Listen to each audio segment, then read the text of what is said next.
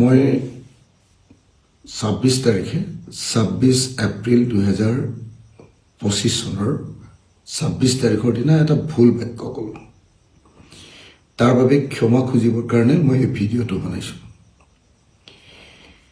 26 এপ্ৰিলৰ দিনৰ ভাগত আজি মই লখিমপুৰ জিলাৰ বিভিন্ন অঞ্চলত যেতিয়া নিৰ্বাচনৰ পঞ্চায়ত নিৰ্বাচনৰ কেম্পেইন কৰি ঘূৰি ফুৰিছিলোঁ, তেতিয়া মই এটা বাক্য ক'লোঁ, যিটো বাক্যই এতিয়া মোক বৰ অস্বস্তিত পেলাইছে। সেইকাৰণে সেই বাক্যটো উঠাই ল'বৰ কাৰণে আৰু মোৰ ভুলটো স্বীকাৰ কৰিবৰ কাৰণে মই এই ভিডিঅ'টো বনালোঁ। এতিয়া ৰাতি 1:20 হৈছে, 1:20 কৈছে। 26 তাৰিখ ৰাতি বুলিও ক'ব পাৰে বা 27 তাৰিখ পুৱা বুলি আপুনি ক'ব পাৰে। মই এইমাত্ৰ নিৰ্বাচনৰ কাম কাজ সামৰি লখিমপুৰত প্ৰচাৰ কাৰ্য সামৰি থকা ঠাই আহি পাইছোঁহি। এই মুহূৰ্তত মই ক'ব খুজিছোঁ যে আজি দিনৰ ভাগত মই কৈছিলোঁ যে বিজেপিক ভোট দিয়া মুছলমানসকল কাফেৰ। যিসকল মুছলমানে বিজেপিক ভোট দিয়ে সেইসকল নৰকত যাব। মই এনেকুৱা ধৰণৰ বাক্য এটা কৈছিলোঁ। এই বাক্যটো মোৰ ভুল আছিলে। এতিয়া মোৰ সকলো বন্ধু মহল আৰু মোৰ দলীয় সতীৰ্থসকলে মোক এনে এটা বাক্য কোৱাৰ কাৰণে সমালোচনা কৰিছে।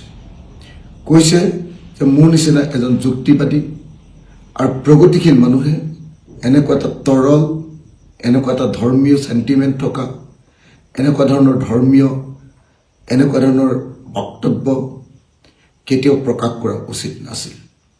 এয়া অযুক্তিকৰ বক্তব্য আৰু এইটো ধাৰ্মিক মানুহে কোৱা, ধৰ্মক লৈ ধৰ্মভীৰু মানুহে কোৱা কথাৰ বাহিৰে আন একো নহয় বুলি মোক প্ৰত্যেকজন মোৰ সতীৰ্থ, যিসকল মোৰ আদৰ্শগতভাৱে ভাল পায়, সেইসকলে মোক সকলোৱে সমালোচনা কৰিছে।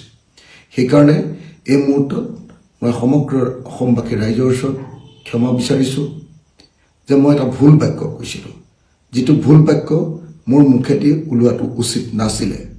মই কৈছিলোঁ যে যিসকল মুছলমান লোকে বিজেপিক ভোট দিয়ে সেইসকল কাফেৰ, সেইসকল নৰকলৈ যাব, এনেকুৱা ধৰণৰ আল্লাই তেওঁলোকক শাস্তি দিব, এনেকুৱা ধৰণৰ বক্তব্য এটা প্ৰকাশ কৰিছিলোঁ। মই একজেক্ট বাক্যটো ক'ব নোৱাৰিব পাৰোঁ, কিন্তু এনেকুৱা ধৰণৰ বাক্য এটা প্ৰকাশ কৰিছিলোঁ। আচলতে গোটেই দিন ৰাত যোৱা কিছুদিন ধৰি একেৰাহে প্ৰচাৰ চলাই থকাৰ কাৰণে মই যথেষ্ট এনেকুৱা ধৰণৰ প্ৰত্যেক দিনাই 20-25খন মিটিঙত এনেকৈ ভাষণ দি থকাৰ কাৰণে আকস্মিকভাৱে চিন্তা নকৰাকৈ এনেকুৱা ভুল বাক্য এটা কৈ পেলালোঁ। সেইকাৰণে সকলো ৰাইজে মোক ক্ষমা কৰিব।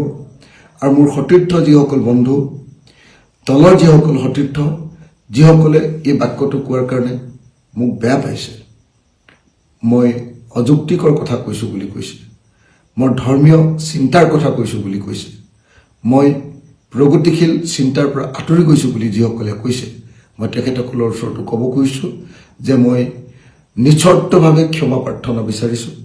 মোৰ ভুল হৈছে, মই এনেকুৱা বাক্য কোৱা উচিত নাছিলে। মই ভৱিষ্যতে এনেকুৱা বাক্য নকওঁ।